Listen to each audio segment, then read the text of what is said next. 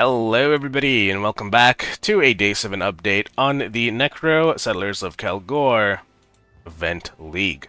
We're starting off today with a look at some shipments I sent off before bed, so let's get right to Tujin. We got shipments local.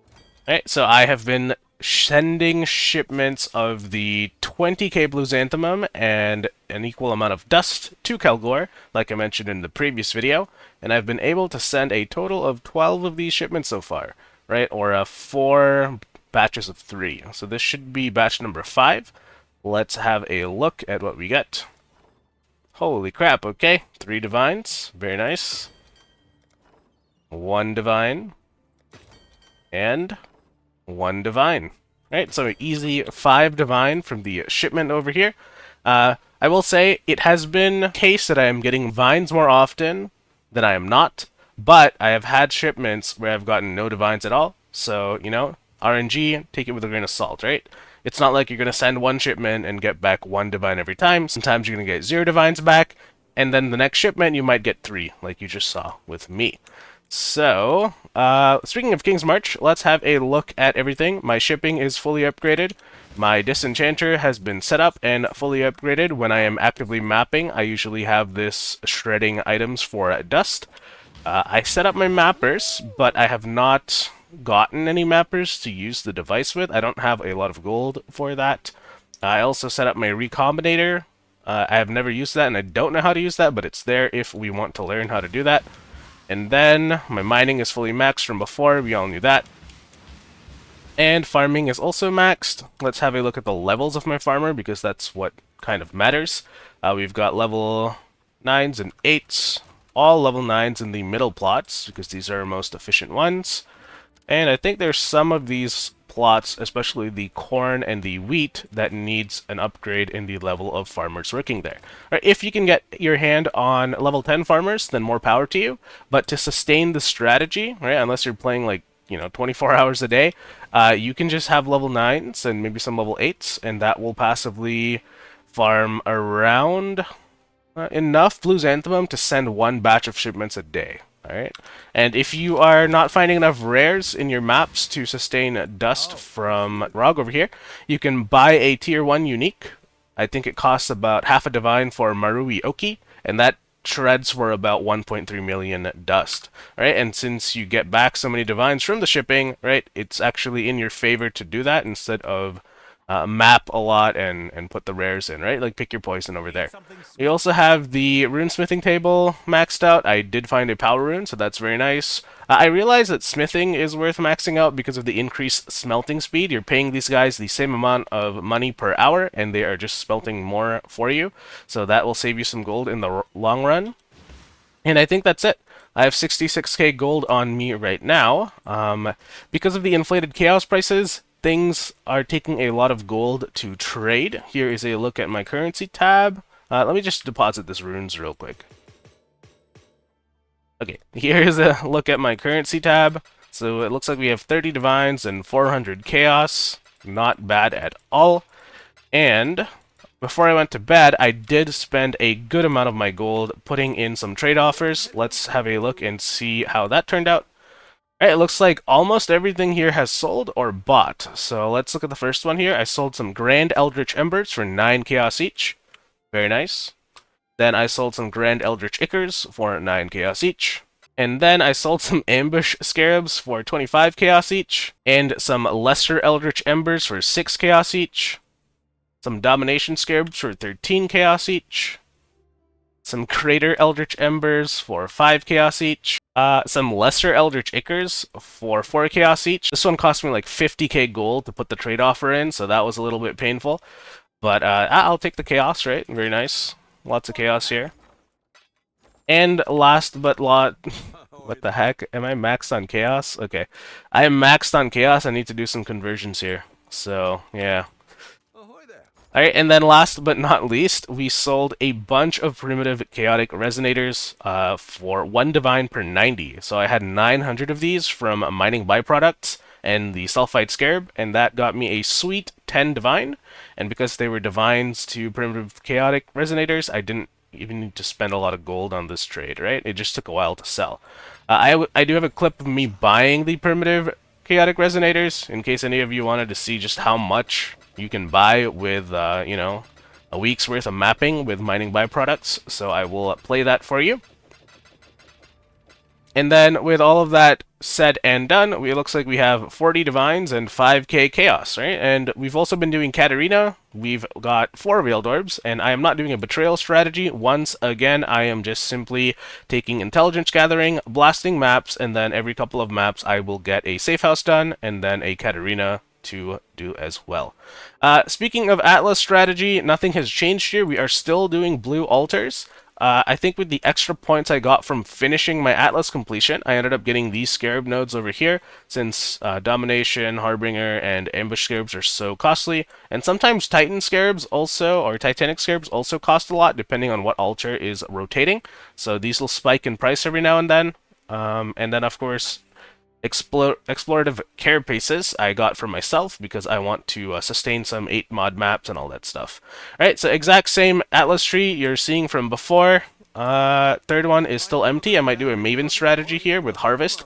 That is why I've preemptively bought some Harvest Scarabs, price of 2.5 Chaos per. So we're going to see if we can do anything with that. And what else is there to show? Gear upgrades. Yeah, we made a lot of gear upgrades. Okay, we enchanted our Profane Wand with some spell damage. This is a very cheap enchant. I think it was 5 life runes. We finally got our Itziri's Foible. This has been anointed with Mind Drinker for Verdant Teal. Alright, Mind Drinker is giving me a lot of mana back while I am mapping, so that is nice. We 6-linked our Cloak of Defiance, so we saved enough Orb of Fusings to do this. And it's actually still functioning as a 5-link. Because I am so starved on gold, I have been using item rarity support as my 6th link instead of lightning penetration. So this is helping me kind of keep my gold topped up while I get Kingsmarch set up. Okay, so it's 5, 6 link over here. Right, still using the same Katava's Thirst. You'll notice that all my gems have been qualityed now, so that's a lot of GCPs I spent on all these things. Same gloves. Belt got an upgrade.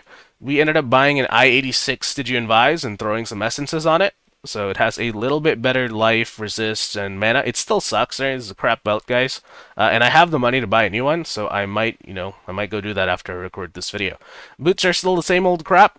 Cast on Death Portal is being not as useful anymore. I know, you can see here that I've leveled up to 98. I am not dying as much anymore.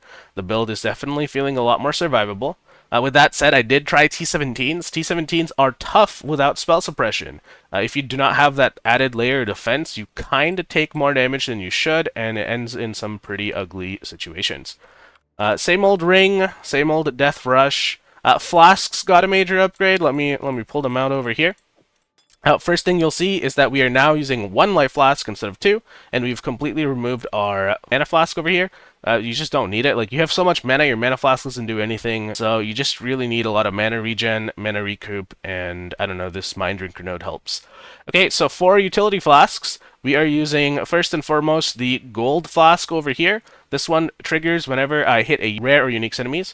This will give me a little bit rarity for their drops, and that usually ends up netting to a little bit more gold. Okay, for our Quicksilver, this one has evasion and maximum charges, and then it will use when charges reach full. Then we have a Silver Flask with charge recovery and movement speed, also activates when charges reach full. And we have a Granite Flask with increased duration and increased armor, which also activates when charges reach full. Alright, these are good flasks for me right now. I think the most annoying thing that I am dealing with currently is the Silence Curse.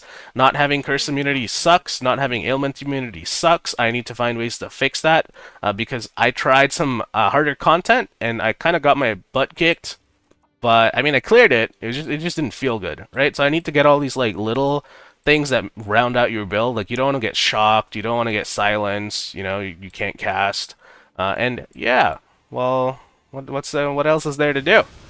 Should I just run a map? Are we running a map together, guys? I guess we're gonna go run a map together, but before we do that, let's have a look at the Atlas. You'll see here that I have full completion, right? So we have 115, we have all the favorites done. I do have clips of me doing Uber Elder and the Feared invitation. I will share that at the end of me talking.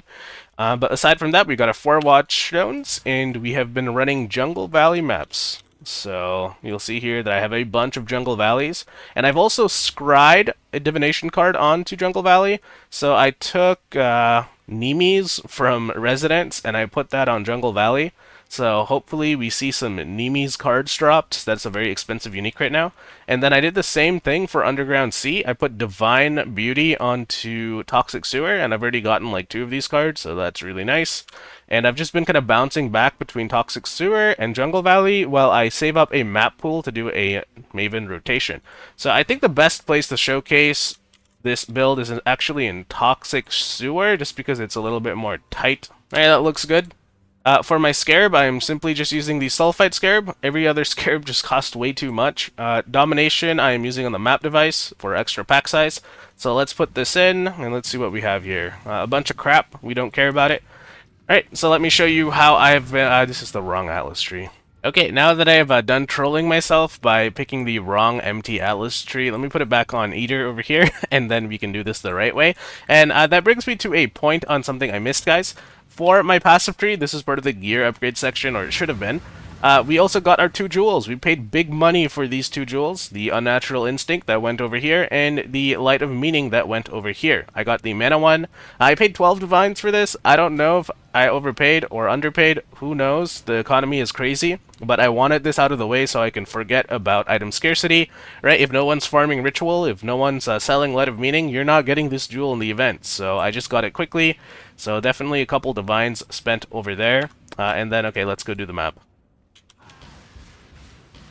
Alright, so I put in the Domination Scarab of Apparitions in this map, so I'm gonna go look for shrines before I start blasting.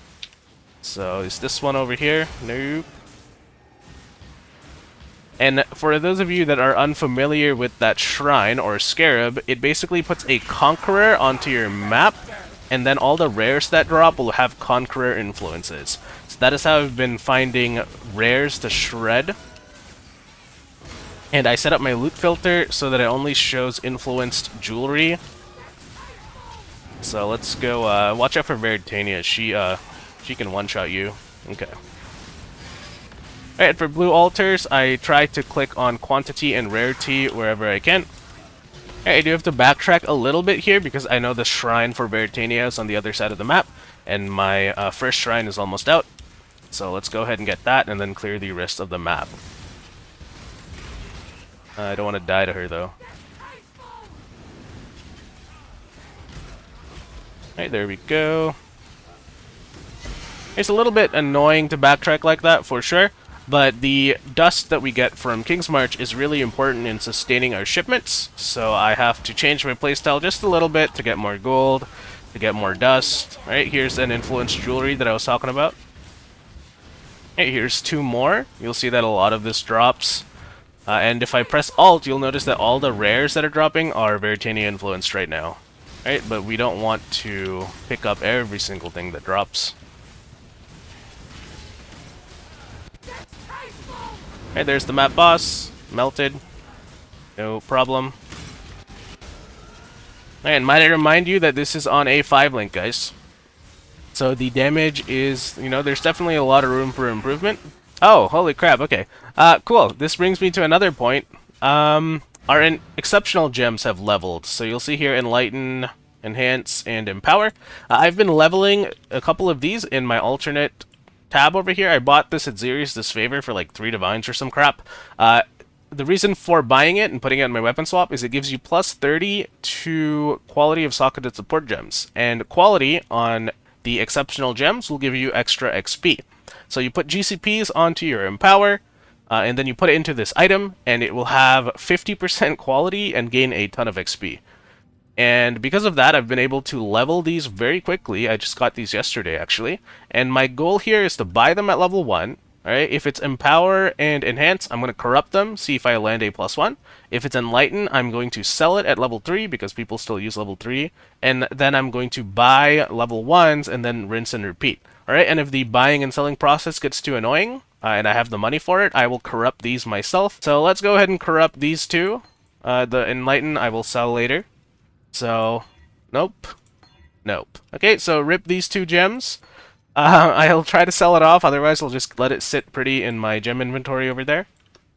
And I think that was it. Let's go shred these. So off to Kingsmarch we go. You gotta go over to Rog. And then 1, 2, 3, 4, 5, 6. You put it on the disenchanter. Right, and you'll see that this one gives 5k, 4k, 9k, 7k, 7k, and then this is unique for 9k. So that's how I've been getting my dust using the Domination Scarab of Apparitions. So, to wrap up this video, this is where we are 7 days into the League, and this is with the complete mess of the economy and the lanterns and everything being scuffed. I did find one lantern with Manifested Wealth. I tried it once. Believe it or not, I lost money because the scarabs I used to do the strategy ended up costing more than the 75 chaos I got from Tumbling Wealth. Okay, so I don't know, guys. Like, is this a FOMO league? Yeah, maybe if you miss your Divine Altars, things suck. But the Tumbling Wealth, with how things are going, it seems hit or miss. Right, you need it on high density, high pack size on your maps to get a good yield. Otherwise, the scarabs you put in end up costing you more than the output you get from the map, and then you end up losing money on a mapping strategy. That's kind of sad. So, what do I think about this league? I'm having fun. The currency is all over the place, but that also creates opportunities for people that are looking for those opportunities to make a lot of money. All right, getting 10 divines from primitive chaotic resonators is crazy to me. And then selling all these scarabs for inflated prices is also crazy to me. I will say gold feels very scarce, alright? I feel like I need more gold. But aside from that, I'm having fun. I hope you guys are too. And if you aren't, you can always migrate to the regular Settlers of Kalgor League where the economy is not crankled, and you can play the build there, right? So, I'll leave you guys some clips of me doing the Feared and Uber Elder, and that's it for this video. Thanks for watching, guys. Bye!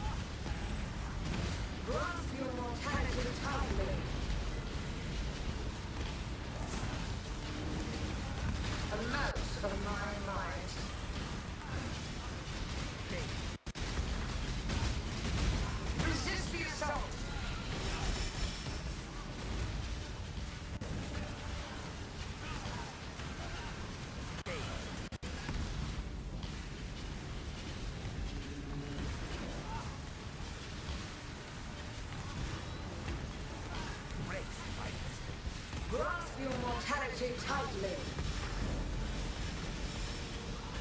Such wildly delightful desperation. Worthy of my attention and my prize.